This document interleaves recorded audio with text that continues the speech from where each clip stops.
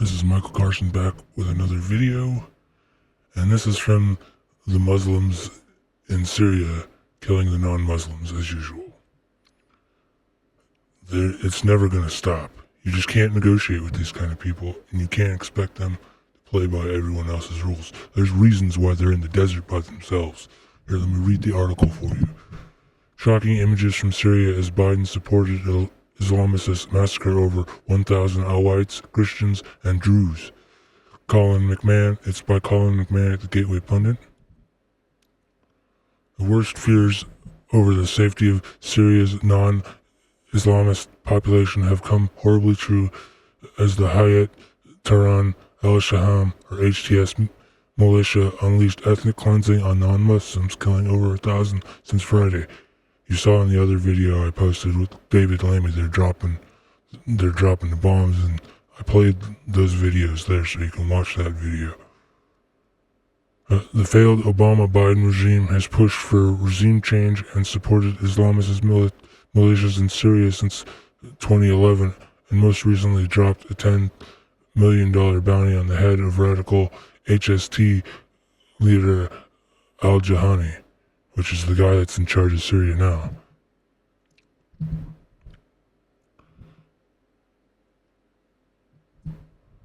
Isabella Maria De Luca posted 1,200 Christian, Druze, and other minorities have been butchered in Syria just in the last few days, rounded up, executed, and left for dead. Where is the international community? The international community is a freaking joke. They expect the United States to do everything for them. And that's just not going to happen. I will play the videos on the other channel. I'm not going to play them on the YouTube. Over 1,000 people have been killed in 2 days of ethnic cleansing by Syria's new Islamic rulers in the country's coastal region of Latakia, Reuters reported. The casualties include 745 civilians, 125 members of Syrian security forces, and 148 fighters loyal to Bashar al-Assad. Well, just think, Assad was a bad person, but he let other minorities live, so he was better than the people you got now. This is what you idiots wanted. This is what you idiots got. Other reports speak of 4,000 dead. And there's another tweet, Christians in Syria, Islam is a problem everywhere. Well, that's not news. Again, I will play the video elsewhere, not on YouTube. An Alawite woman from the region of al-Ghab, where the majority of Alawite population, told Fox News Digital the attackers told Alawites are pigs and they have to execute all of them and the small children before the elderly people. Well, as you can tell from that video there, that, that's getting bloody. I didn't play the video, but this looks like a German girl, Naomi Sabat, that posted that. I'm just going to skip the video for now. The anonymous witness said 2 militias had entered her house on Thursday, searched her residence for weapons. One of the members put a gun to my head and asked for all my money. They took all the money and took money from our neighbors. She stated the Islamist forces murdered a prominent white 86-year-old cleric, Mansour, and his son. I don't know why they don't have, it's his son Hussein Shaban, and it's Shaban Mansour is the guy that was executed.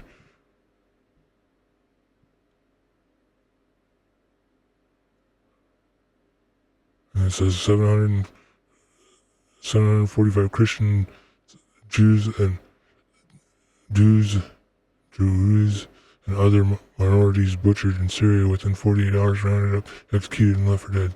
The so-called international community is conveniently looking the other way. What? They're looking away in the Middle East like they've always done, and they're looking away in France They're looking away in Germany. They're looking away in the UK. They're looking away everywhere, even in the United States, except for when the deportations are happening.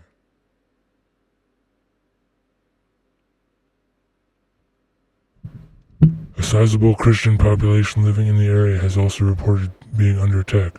Fox correspondent Ben Wardenhall reported Greco-Levine's Greco-Levante's worldwide media reported that a young family, including their infant child, was killed on Friday. A father and a son, Tony and Fadi Druze, were also executed by Islamists. The witnesses said that in other Alawite towns, the Islamist militants are entering houses and killing people and stealing everything. They're covering their faces. Yeah, because, they're doing smash and grabs. They don't have any real way of earning money. They're terrorists. What do you want? And there's a tweet about Garrett being right about Syria. I shed no tears for the fall of the Assad regime, but today I have an Islamist extremist who is now in charge of Syria, who danced on the streets and celebrate the 9/11 attack, who has already begun to prosecute and arrest and kill religious. It doesn't show the whole thing. I'll reread it later, I guess. Or I'll just open a new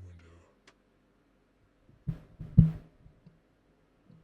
I shed no tears for the fall of the Assad regime, but today I have an Islamist extremist who is now in charge of Syria, who danced on the streets and celebrate the 9/11 attack, who has already begun to prosecute and arrest and kill religious minorities like Christians in Syria. After the fall of the Assad regime, December 8th, the Biden administration was quick to take up negotiations with the Islamist terrorists, as a former Secretary of State Anthony Blinken confirmed December 15th in Jordan.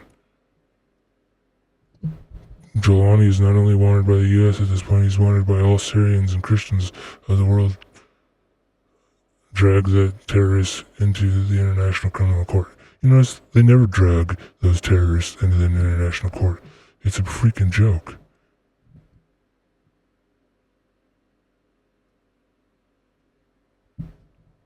The Biden regime struck down the designation of HTS as a foreign terrorist organization and removed a $10 million bounty that had been placed on the leader known as al-Jolani. His name, it indicates he's a conqueror of the Golan Heights from Israel and former member of ISIS and al-Qaeda. What did you expect? You think that those guys are the good guys? Give me a break.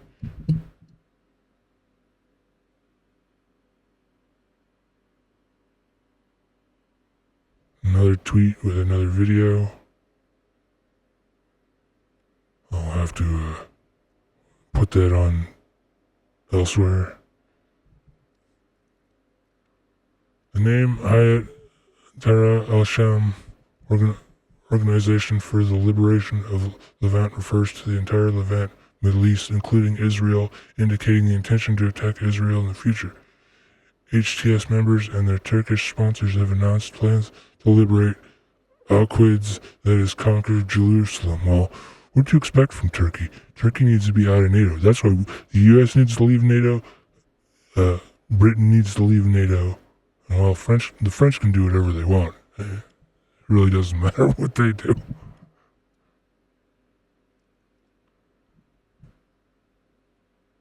And Russia was right to back Bashar al-Assad in Syria. He was keeping the country stable and protecting minority groups from Islamists. Biden and the neocons funded the moderate Islamic rebels. This is why moderates do not exist. Moderates, Muslims, do not exist. So you can take that and eat that. All you people that believe moderate Muslims exist, you need to do your homework, because they don't. The U.S. has supported Islamist rebels in Syria since Operation Timber Sycamore in 2012, after Barack Obama secretly authorized the CIA to begin arming Syria's embattled rebels in 2013, including rebel fighters with al-Qaeda affiliated Nasr Fund.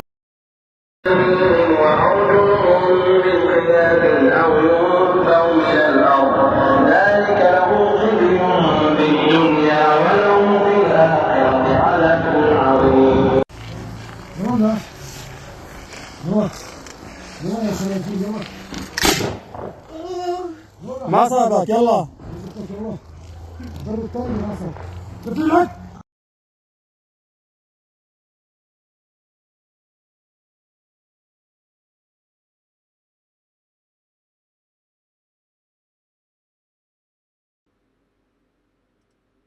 I'm going to go ahead and stop that because I want to finish the article, and that's going to be elsewhere.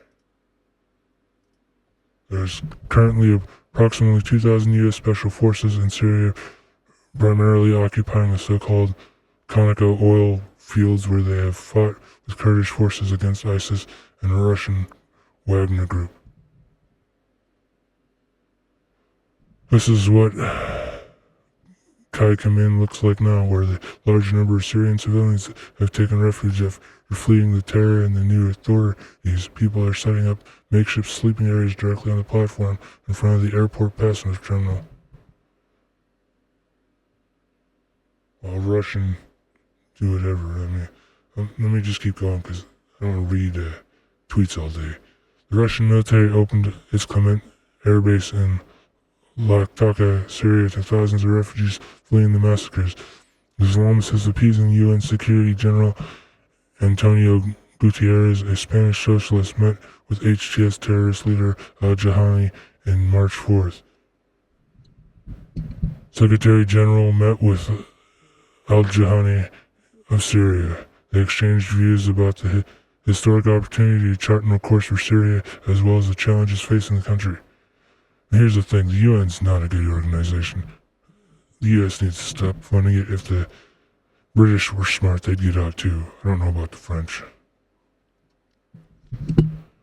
European countries like the UK and Germany have also endorsed the terrorist regime and promised millions in funding. German Foreign Minister Alena Baerbock visited al-Jolani on January 3rd and gave the Islamist regime 50 million euros.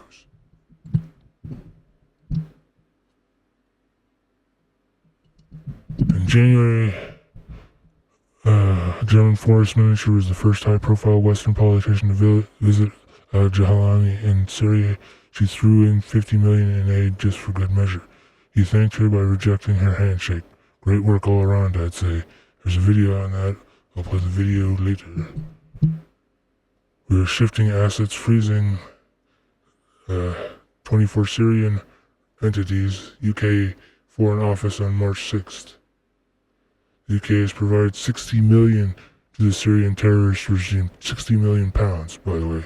You spent 60 million pounds on terrorists again, and you've done nothing for the British people, especially the old people cold. The old pensioners freezing. Good job, you clowns. Here's a post from David Lammy. Maybe I'll read that some other time. You can read it on the screen if you like. If you didn't like or like this video, thank you for watching if you stayed around. I'll put the videos and stuff up on the other channel that's, more friendly to the internet. And thank you for watching and have a great day. See you in the next video.